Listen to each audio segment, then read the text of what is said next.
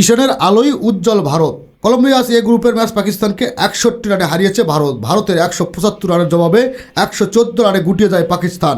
আগের কয়েকটি আইসিসি ইভেন্টে ভারতের হয়ে এ কাজটা করেছেন বা করার চেষ্টা করেছেন রোহিত শর্মা। এবার টি-20 বিশ্বকাপে যে দায়িত্বটা কাঁধে তুলে নিয়েছেন ঈশান কিষান।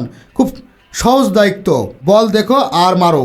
সাদা রঙের গোল কোনো বস্তু যদি তোমার দিকে আধিয়ে আসে তবে তার গন্তব্য যেন এটাই হয়, গ্যালারি। তোমার সুবিধাজনক জায়গায় বল পড়লো কি পড়লো না তাতে কিচ্ছু যায় আসে না। ব্যাটিং করার সময় কাজ ওই একটাই, পেটানো, সেফ পেটানো। কলম্বোর প্রেমসাদা স্টেডিয়ামে আজ ঈশানের নিজের দায়িত্বটা পালন করেছেন দারুণভাবে। কোনো কিছুতেই তোয়াক্কা করলেন না, মাঝপথে পিঠের ব্যথায় কাতরাচ্ছিলেন, শুদ্ধসাও নিতে হলো।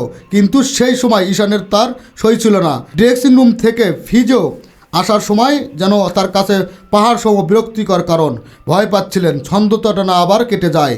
তবে রাতটা আসলে ঈশানীর ছিল, ছন্দ হারানো তো দূরের অস্ত, ব্যাট যেন তার কথা শুনতেই নেমেছিল আজ। আবরার আহমেদকে মারা সেই লেট কাটার কথাই চিন্তা করুন। যেভাবে কবজি মোসর 4 মারলেন, সেই জগতের কোনো দৃশ্য বলে মনে হচ্ছিল না।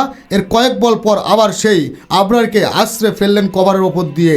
পাকিস্তানের স্পিন নির্ভর কৌশল স্পিন কর্কটের মতো উড়িয়ে দিয়ে 40 বলে 77 রানে এক বিধ্বংসী ইনিংস খেললেন এই ভারতীয় ওপেনার। তার এই ইনিংস টস হেরে আগে ব্যাট করতে নামা ভারতকে এনে দিল 7 উইকেটে 175 রানের সংগ্রহ। যে রান তারা করতে নেমে পাকিস্তান 114 রানে অল আউট হয়ে ম্যাচ হেরেছে 61 রানে। প্রেমসাদা দ্বারা উইকেট বলে কিছুটা ধীরে আসছিল। প্রথম ওভারেই যখন অভিষেক শর্মা টুর্নামেন্টে পরপর 2 ম্যাচের মতো 0 রানে ফিরলেন, পাকিস্তান তখন রক্তের স্বাদ পাওয়া নেকড়ের মতো ক্রিপ।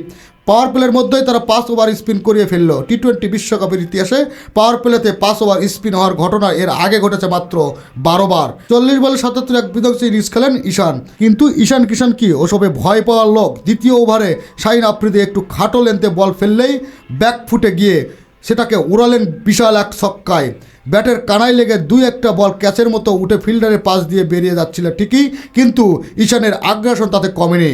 আবরারের বিপক্ষে সুইপ আর কট হারালেন রাজকীয় ঢঙ্গে। সাইম আইয়ুবের বিপক্ষে পা ব্যবহার করে লেংথ আগেই বুঝে নিচ্ছিলেন। পাওয়ার প্লের শেষ ওভারে স্কোর দাঁড়ালো 1 উইকেটে 52, যেখানে ঈশানের একারই অবদান 25 বলে 42।